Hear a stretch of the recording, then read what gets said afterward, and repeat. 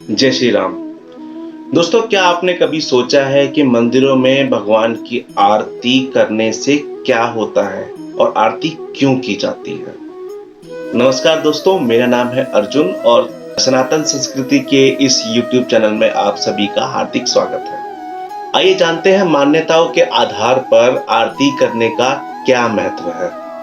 दोस्तों, स्कंद पुराण में भगवान की आरती के संबंध में कहा गया है कि यदि कोई व्यक्ति मंत्र नहीं जानता, पूजा की विधि भी नहीं जानता हो, लेकिन भगवान की हो रही आरती में उस पूजन कार्य में श्रद्धा के साथ शामिल होकर आरती करे, तो भगवान उसकी पूजा को पूरी तरह से स्वीकार कर लेते हैं।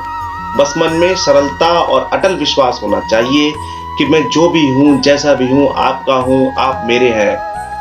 आपके चरणों का दास हूँ और ये जीवन आपके चरणों में समर्पित है। इसलिए जो भी आज तक आपने मुझे दिया है उसको वो स्वीकार है, आगे जो भी देंगे वो भी मुझे स्वीकार होगा। ये भाव मन में रख के भगवान के चरणों में नतमस्तक हो जाएं। क्या अर्थ है आरती का?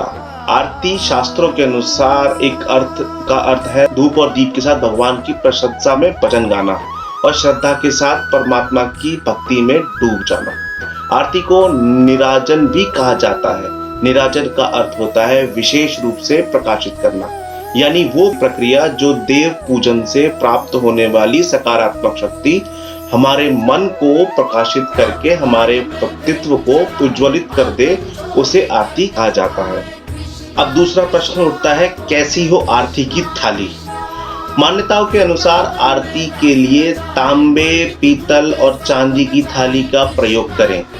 स्टील की थाली या स्टील के दीपक का प्रयोग नहीं करना चाहिए। आरती करने के लिए पीतल या चांदी के दिए का इस्तेमाल करें। यदि ये नहीं है तो मिट्टी या फिर आटे का दिया भी बनाकर आप उपयोग कर सकते हैं। आरती की थाली में कपूर, रोली, कुमकुम, अक्षत, पुष्प, प्रसाद और धूप दीप की व्यवस्थित रूप से उसकी उपस्थिति होनी चाहिए।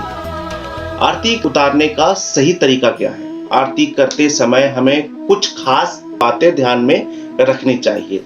जैसे भगवान की आरती सबसे पहले भगवान के चरणों से शुरू करनी चाहिए।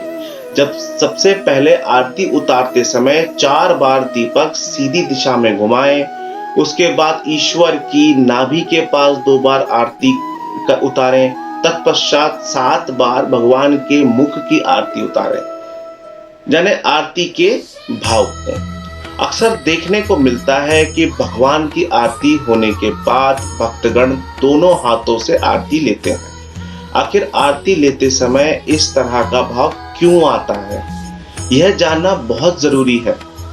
पहला भाव ये होता है कि जिस दीपक की लौ ने अपने आराध्य के नख शिख के इतने सुंदर दर्शन कराए हैं, उसको हम अपने सिर पर धारण करते हैं। दूसरा भाव ये होता है कि जिस दीपक की बाती ने भगवान के अरिष्ट हरे हैं, जलाए हैं, उसे हम अपने मस्तक पर धारण करते हैं। ये 2 भाव होते हैं आरती लेने के।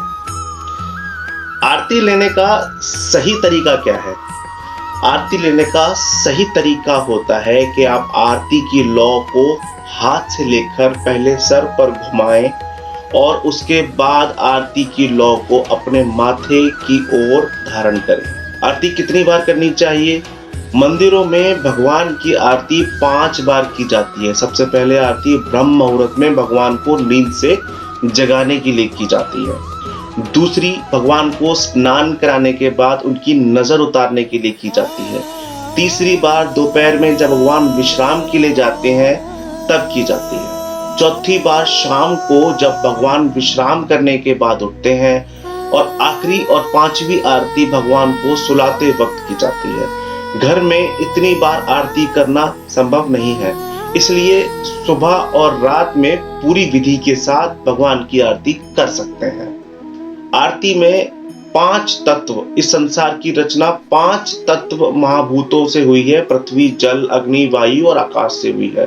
इसलिए आरती में 5 वस्तुएं भी शामिल रहती हैं। पृथ्वी की सुगंध कपूर, जल की मधुर धारा घी, अग्नि दीपक की लौ, वायु की लौ का हिलना, आकाश घंटा, शंख, मृदंग आदि की ध्वनि का प्रतिनिधित्व करते हैं। इस प्रकार पूर्ण संसार से भगवान की आरती होती है।